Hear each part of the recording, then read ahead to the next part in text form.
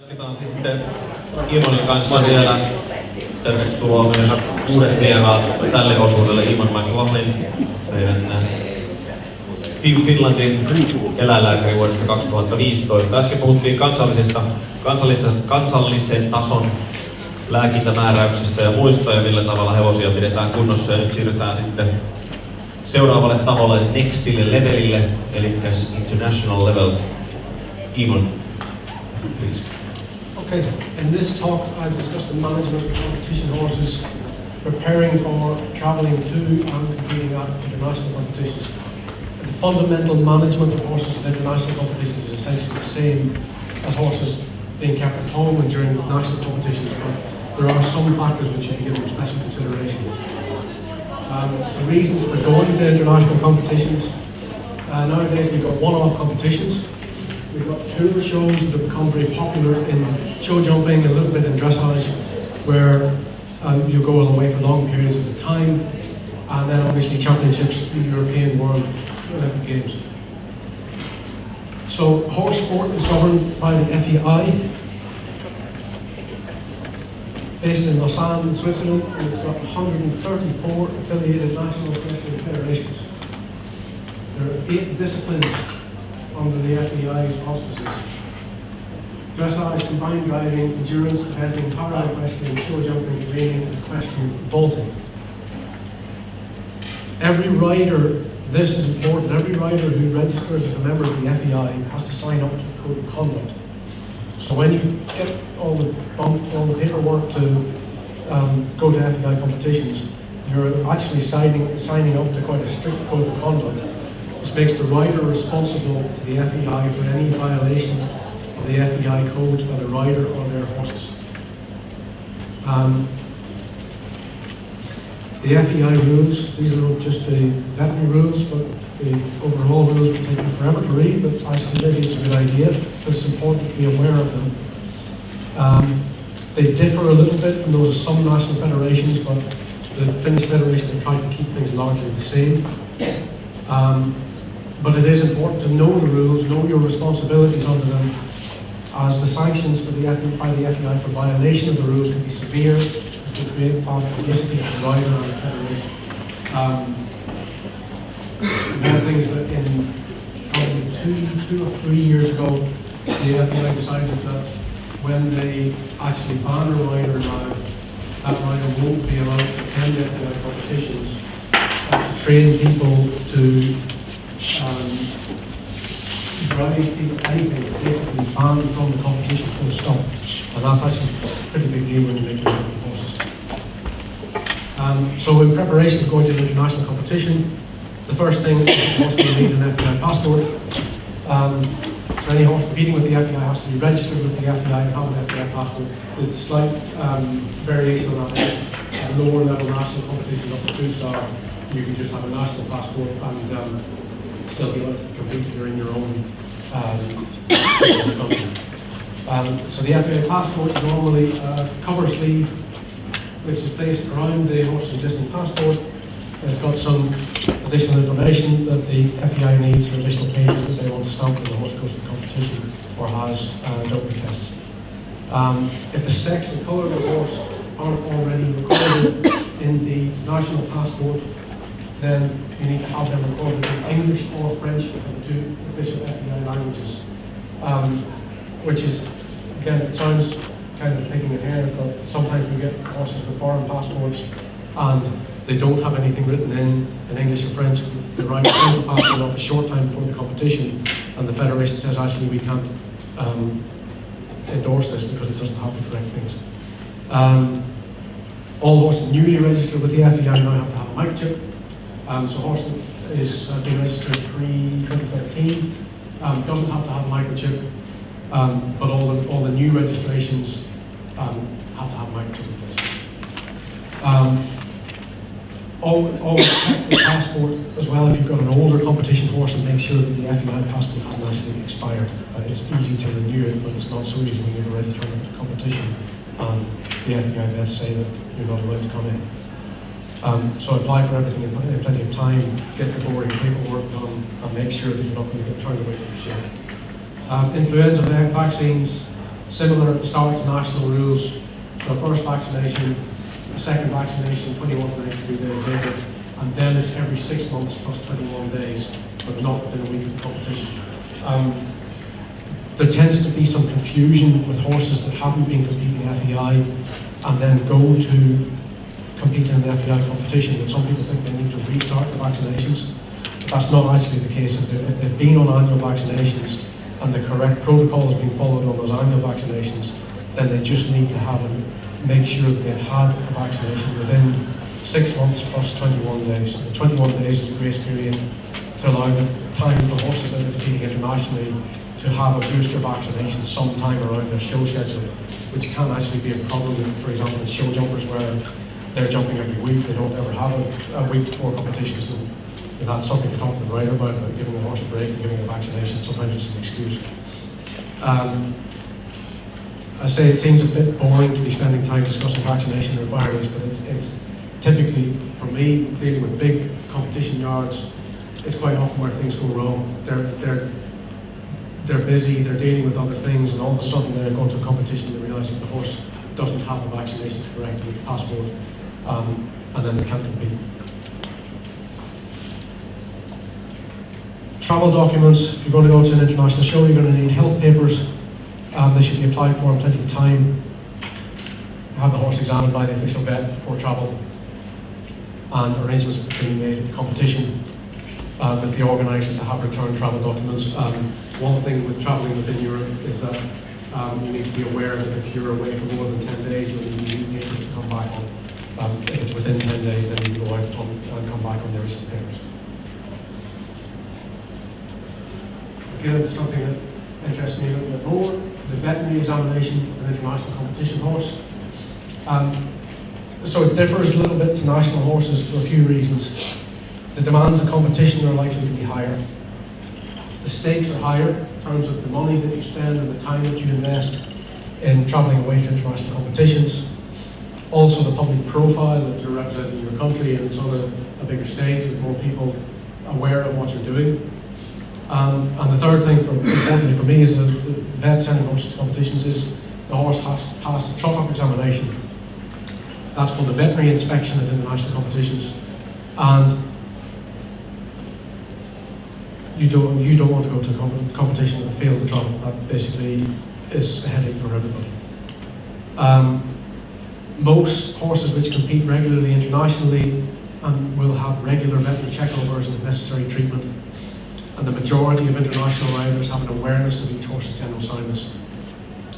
It's important again to have a vet who examines your horses regularly and gets to know how the horse moves, how it reacts to palpation and manipulation, so that problems can be identified and treated quickly before they cause significant lameness to these long periods out of competition, and also particularly when the pressure is on to go to an international competition, to know whether the horse has some soreness that it's always got and that isn't actually an inhibition to its competition ability, or whether it's actually got something new and you should pull out of the competition.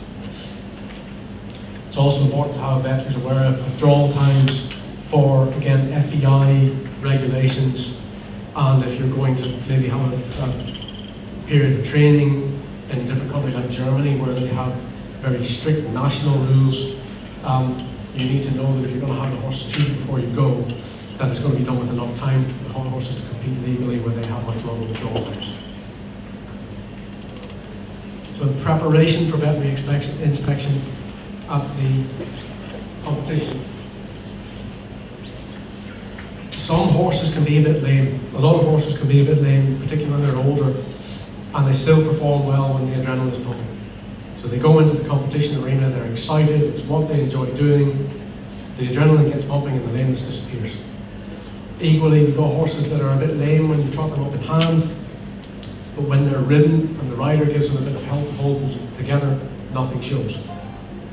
Some horses will be a bit lame or stiff when they first move after they come out from the stable, but they'll warm up and become sound when they've moved around for a while.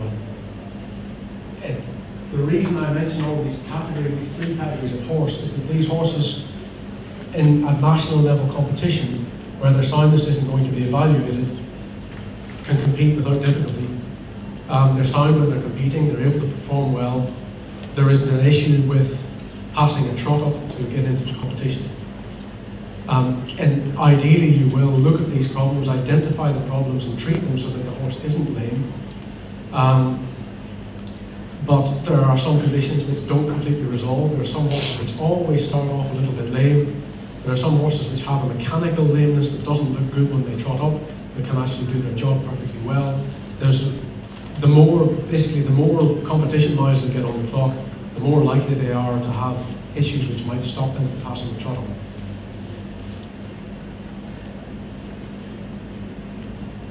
So it's important to know how each horse generally moves when you trot it in hand. So when you take it cold from the stable, how it trots up. When you walk it for a short time and loosen it up a little bit, how it trots up. Again, how it trots up after lunging and how it trots up after riding. These are things which help you to manage the trot up.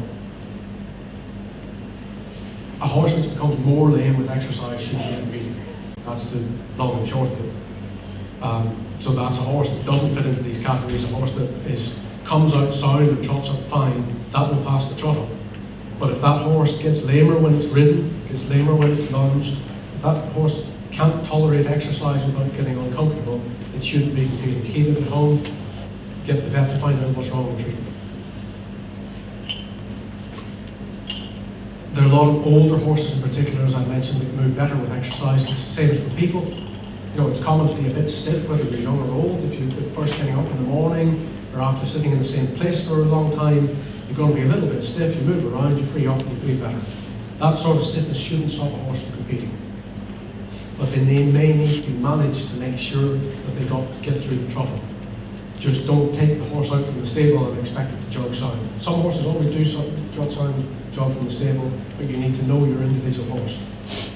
The horse may need to be ridden or lunged before the trot up, or may need a period of walking to stretch its legs, loosen things off so it trots in a better way. In event horses at 3-day CCI competitions, there's a second horse inspection after the cross country, the morning after the cross country. So you've got to think about how the horse is going to feel after the exertions of cross country. And at the planning stage, before the horse competes in a 3-day, I want to go and examine it the day after a 1-day event so that I get an impression of how that horse will move after the exertions of cross country. Examine it at home, know how it is after cross country, know if we need to do something to manage the trot. Obviously that doesn't account for the horse getting knocks or bangs on the cross country course, but the idea is to take out the variables. The most important thing about whether the horse passes or fails the veterinary inspection is practicing the trot up. So the inspection panel, the FEI vets and ground jury who see the horse trot up, they want to see an energetic horse that's willing to move. They don't want to see a horse that's being dragged along. Some horses just are not happy about trotting up in hand, so they don't move well. Some horses just haven't practiced it, they don't know what they're doing. So practice it. If they generally don't move well, do something to encourage them and make sure that they move and look like an energetic, athletic horse that is fit to compete when they trot up. So practice makes perfect. This is an example of a horse which is not trot up very well.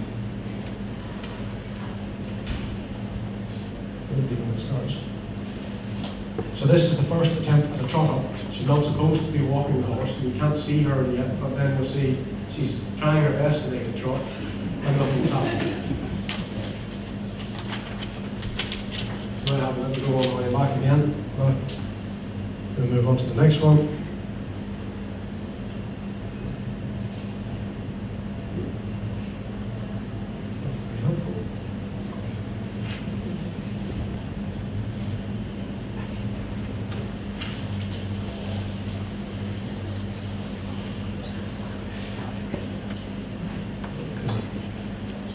This is with some encouragement from the veterinary surgeon. Not a bad trot up really. And now she's got to come back again and the scary death isn't at the other end. The rider's working quite hard.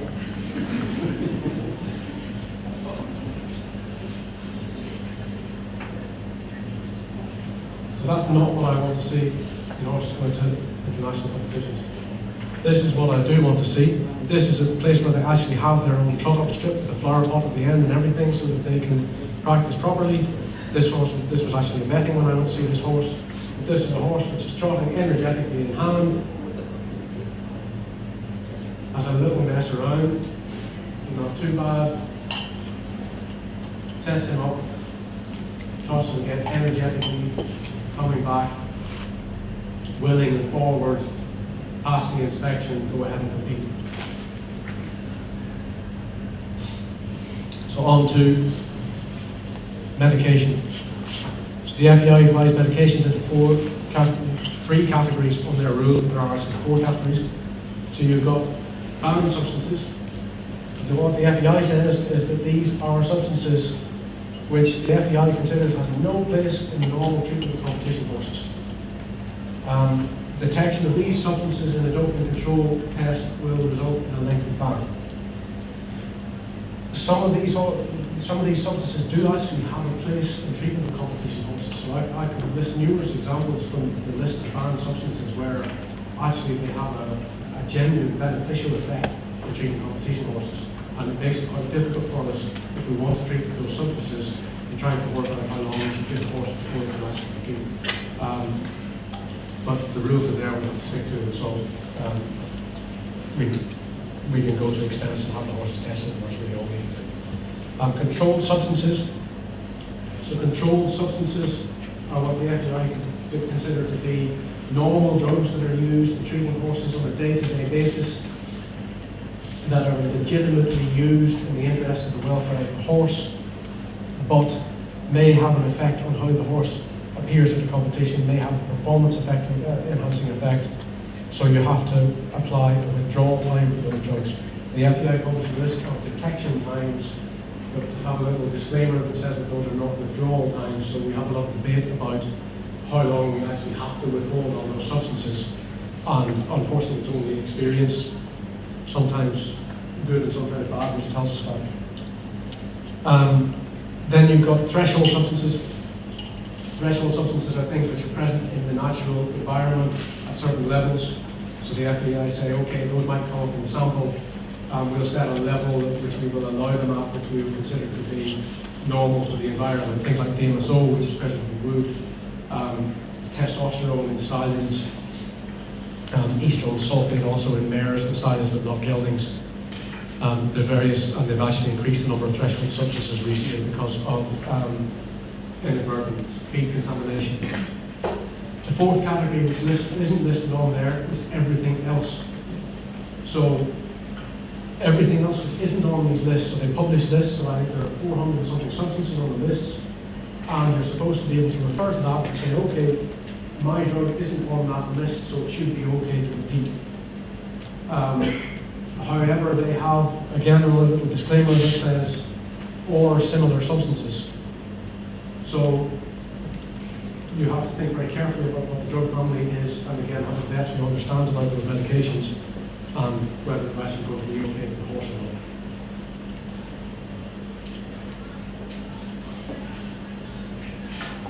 So the next thing before you go to the competition is you can do elective testing. So elective testing is taking a sample at home.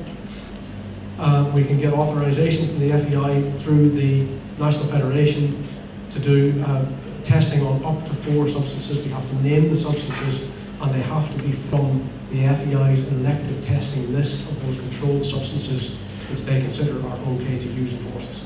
So this is how you can determine you're given a controlled substance, you want to know if the horse is okay to compete, you can take a sample and send it off and find out. In reality, we don't wind up doing this very often because the process is a little bit cumbersome. It's something they should make a little bit easier to do so we can do it more often and make sure we stay within the rules.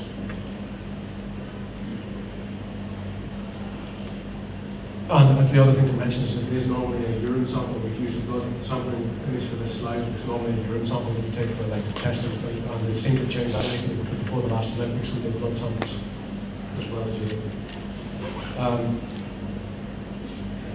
Barrier, again, general management. You have to think about chewing time before you go out in international competition. The same for national competitions as well. But don't have the horse show the morning before it travels and turn up late at the competition because the farrier has got a nail a little bit too tight, or fitted the shoe a little bit too tight. Allow at least 3 days, that way if the horse is sore the next day, the farrier can come and make adjustments and make sure he can go to the competition okay. Same for national competition as well, but particularly international competition. The horse may stand on the box, go into the transit stables and things for a few days, and you don't realise until it actually turns up with hopping lameness that there's something that could have been avoided going on that you could have avoided before you went to competition.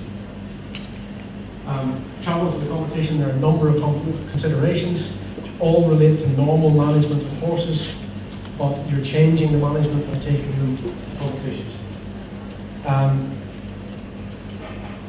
I'll discuss road transport because there are things with air transport as well that we had at the last Olympics and what have you, but most of the air transport tends to be handled by professional grooms who are used to flying horses. They just take over and handle everything for you.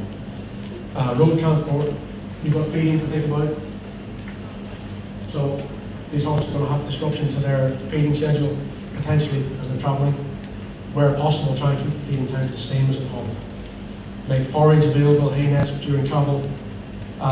Not too much hay in there where the horse's nose is stuck in the whole journey and it's breathing in any dust or spores that are in there. So again, make it somebody's job to give them small hay nets or small amounts of hay and top it up little enough. Ideally soaked or steamed hay or haylage. Again, reduce the dust content so the horse isn't breathing in dust all the way to the show.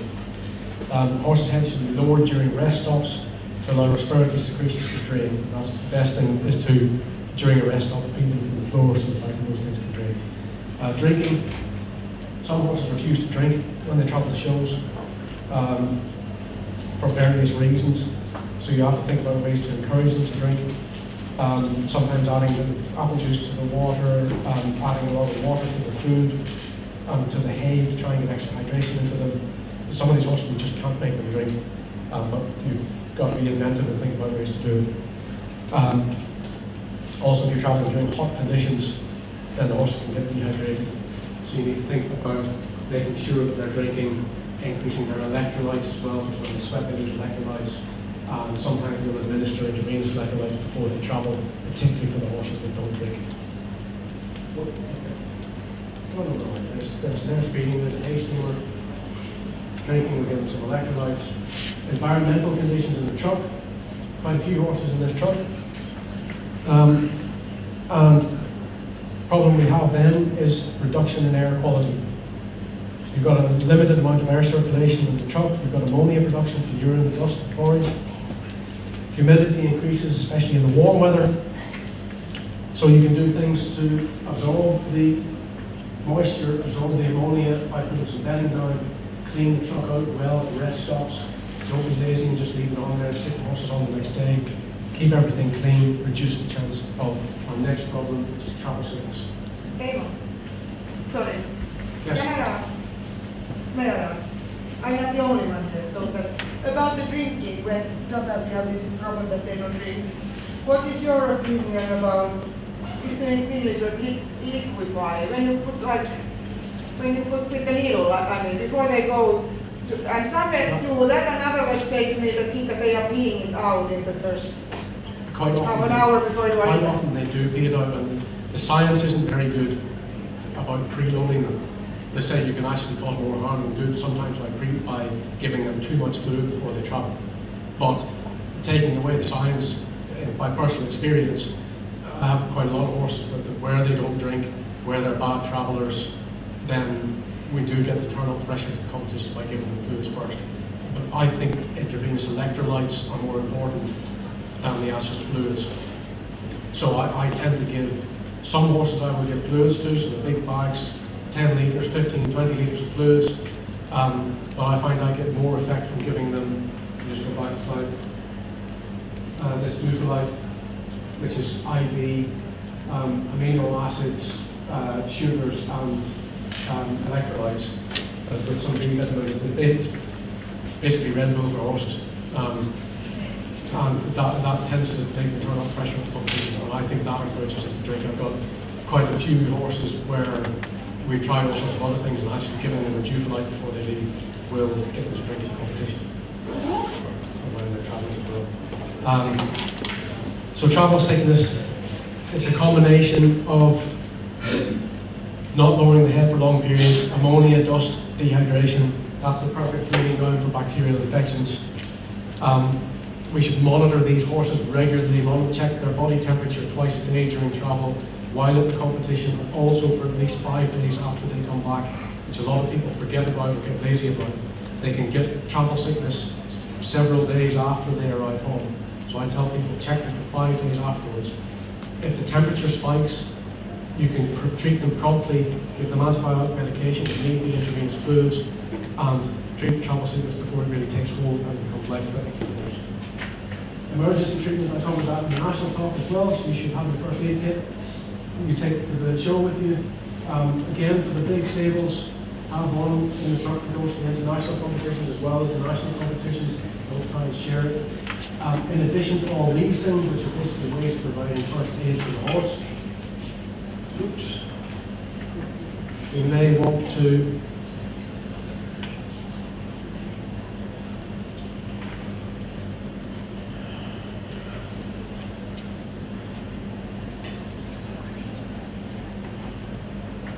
so in addition to these things, going to international competitions where you're traveling long distances, you may be in isolated areas or on a ferry where you can't call a vet to come easily. You should carry some sedative and some strong painkiller. Chances are, if you have to administer these, the horse can't compete in the competition. But if it all goes wrong, the horse has a particularly severe colic, either oral or injectable. Because technically you're not supposed to inject in the vein, but a lot of the professional grooms can inject in the vein, and it's better if they can take the medication in their company regardless of the rules. Those are things that you can give to control pain or to sedate the horse while you wait for a vet to arrive. So then management at the international show, planning is key.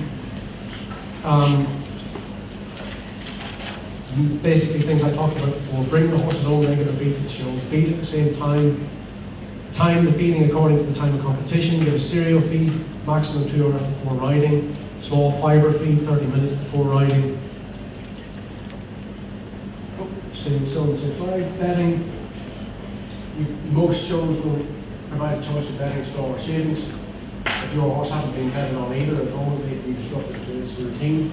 Particularly though if they're bedded on straw, where they might want to eat the straw, it's hopefully disruptive to their normal feeding. So have some disinfectant in the truck if you want.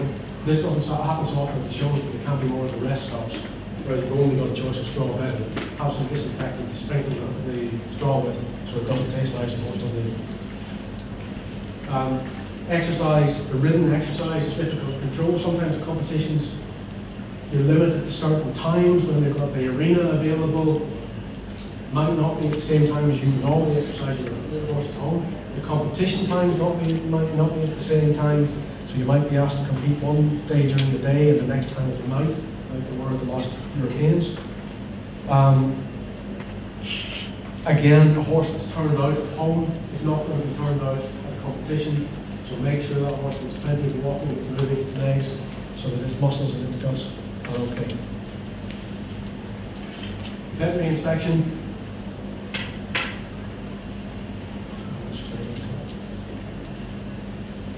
So this is the FBI's way of demonstrating to the public that these horses are fit to compete, that they're okay in terms of their welfare, and we're not doing anything to compromise that. Very few riders would take a horse in competition anyway that they believe isn't fit to compete.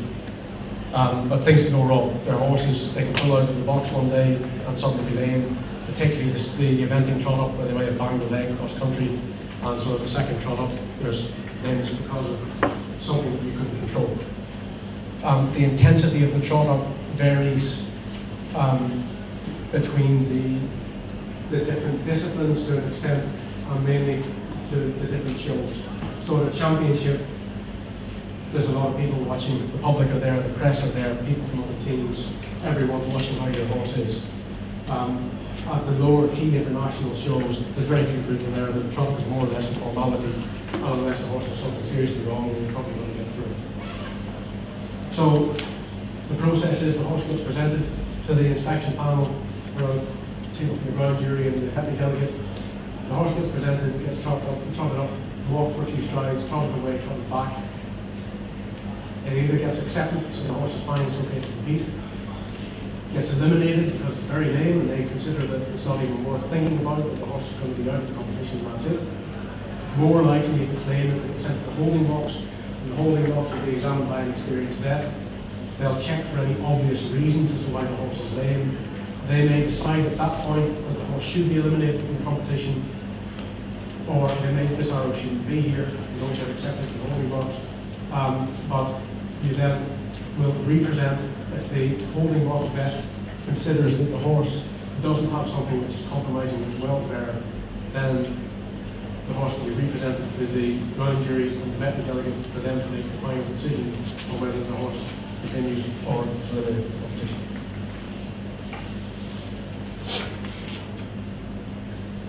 So this is in motion. Not very good video, it's the only one that has nice control. There's also the name and sent to the holding box that have got accepted the next day.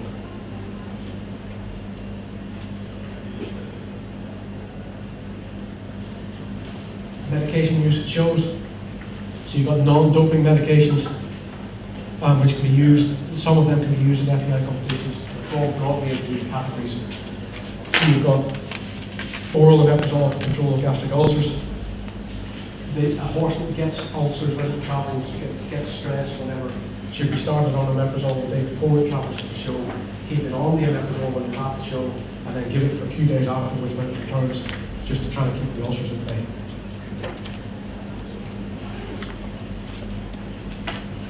You've then got oral and topical antibiotics, so they're legal for FEI competitions. That's antibiotics that you give in the feed and antibiotics that you put on the skin or in the eyes.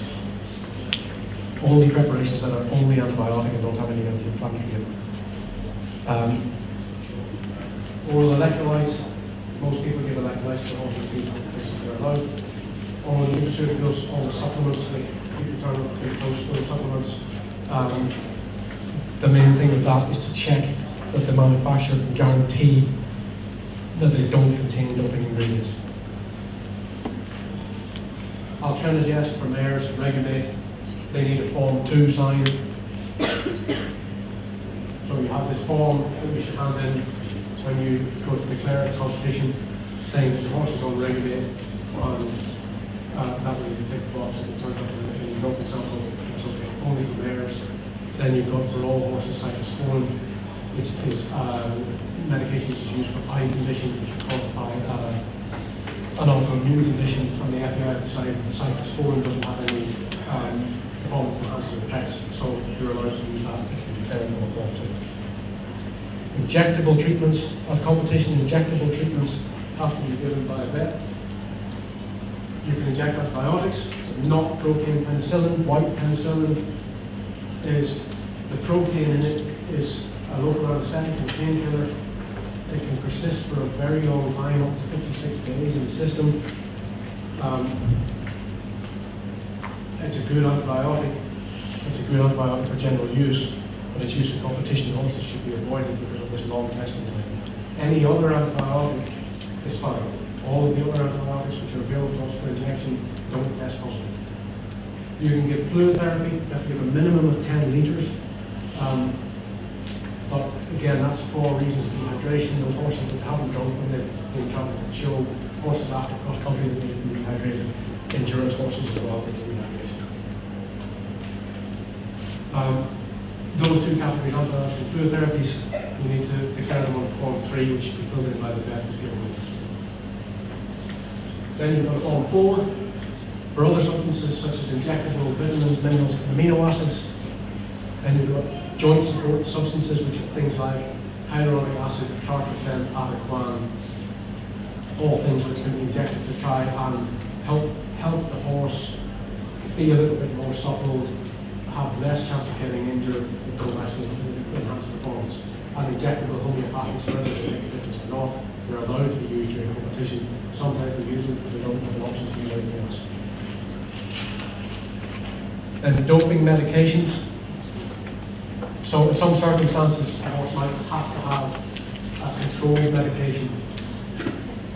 Typical example of that is a horse that has a small cut that needs some local anesthetic to be able to suture it, or a horse that has colic that needs some buscopan to settle the colic and facilitate the examination of the horse. You can fill in one of these form ones. Normally, you should get prior authorization from the show officials to do this.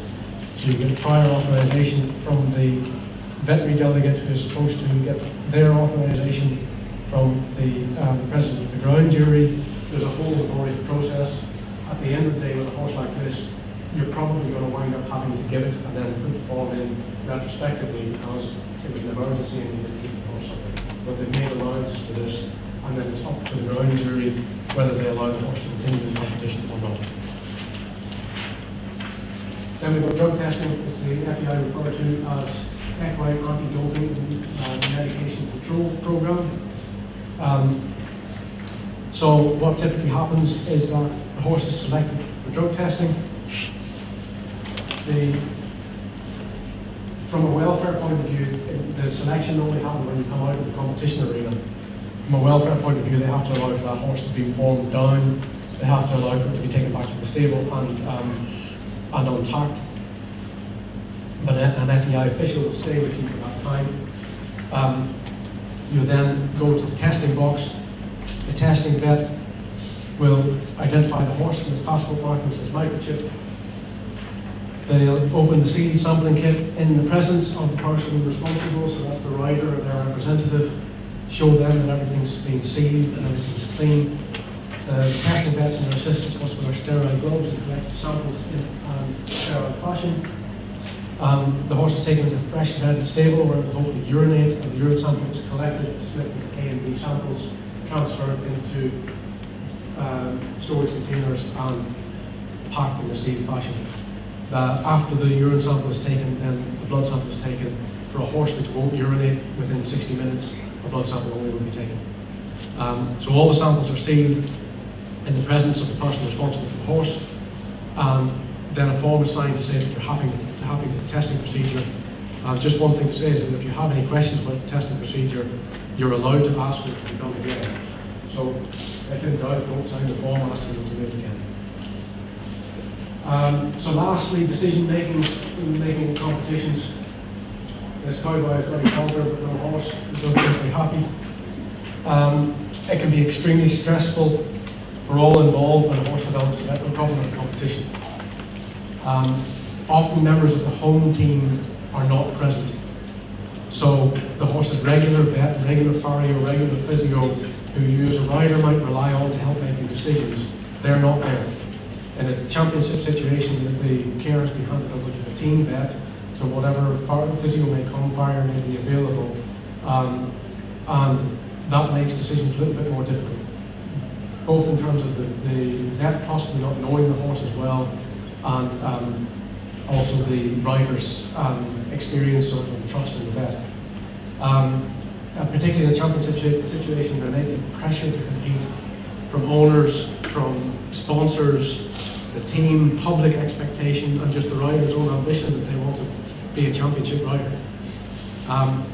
This is where it's important, again, I keep talking about communication. You've got to have clear communication between the rider, the examining vet, and if necessary, the home vet. And that can be really important to talk to the home vet about how this horse is normally, whether it's something that it's had before and you can do something to get it through, or whether it's a problem that they've never seen before and is new and the horse shouldn't compete. There's limitations to the examination that you can perform in competition, so you can't do nerve blocks, which I've said earlier are important to isolate the cause of lameness. You can't use sedation so that you can carefully examine the horse if it's fractious.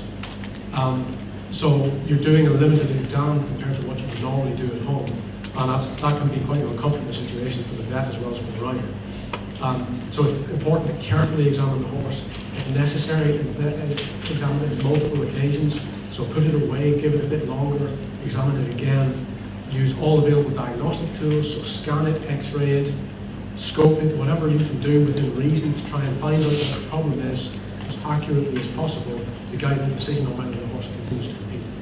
If necessary as well, a second opinion can be sought, particularly in championships where there are vets all over the place, and if you've got somebody that the rider knows and trusts, or somebody that you as a vet refer to for other things, you can get them to check the horse together with you to help make the decision.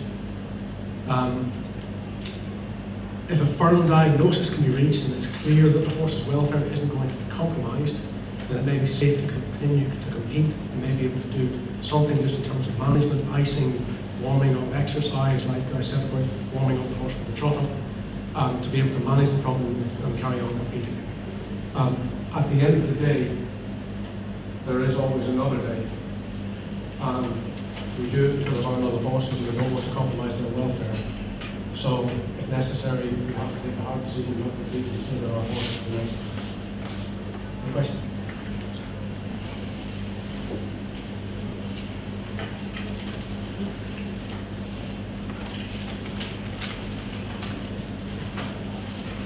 Looks like it's crystal clear. Everybody's ready for the international round. What's your opinion about the differences between racing and API sports? There are quite many differences. There are quite a lot of differences, partly because there are different considerations. So in racing, a lot of the decision making is to do with betting. So because people wager money on horse racing, there are different considerations for the regulatory authorities in those sports in terms of making sure that people who are betting, who, you can say it's not a very intelligent way to spend your money anyway, but that everything is above board and that there isn't any subterfuge in that. The other thing, as you and I discussed earlier, is the breeding potential of race horses, where they're retired quite early from racing for breeding, and people rely on their race performance as an indicator of what styles they should breed from.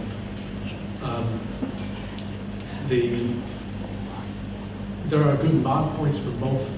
So racing in the UK have a good, and there's actually been a debate about it recently because of a particular case, but they have a very effective system of evaluating and punishing any medication offences. So they will reasonably go and examine everything, and they will sanction the trainer by if it's for controlled medication. They'll tell the trainer that they've lost the prize money from the race, lost the placing, and they're going to have a fine, and then they carry on and continue, where the horses have inadvertent administration of medication. Where the FEI system is that you get one chance to do that, where they will fine you and that's it.